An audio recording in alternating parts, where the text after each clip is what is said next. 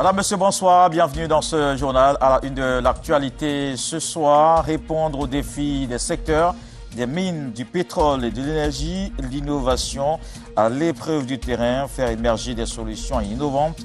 Une journée d'incubation du CIREX Hackathon 2026 est tenue ce vendredi. Les candidats ont confronté leurs idées aux réalités du terrain au contact des experts métiers.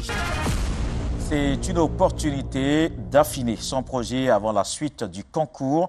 Les porteurs étaient au contact des experts lors d'une journée d'incubation. Le CIREX Hackathon, les solutions proposées vont permettre de répondre à des besoins spécifiques au niveau des mines, du pétrole et de l'énergie. On fait le point avec Jean-Luc Bangbo.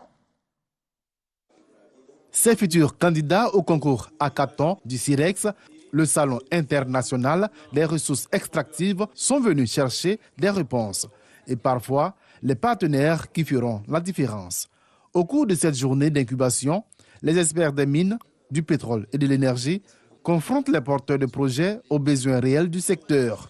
Une étape pour affiner les idées, mieux cerner les contraintes et bâtir des solutions opérationnelles. Notre objectif n'est pas simplement d'organiser un concours. Il est de créer un cadre permettant à des étudiants, des développeurs, des ingénieurs, des entrepreneurs, des chercheurs et porteurs de projets de confronter leur créativité aux problématiques réelles de nos secteurs afin de faire émerger des solutions innovantes, opérationnelles et surtout à fort impact. Et les chiffres témoignent déjà de l'engouement. 223 équipes constituées comptent 121 lors de la première édition. 43 projets sont déjà soumis.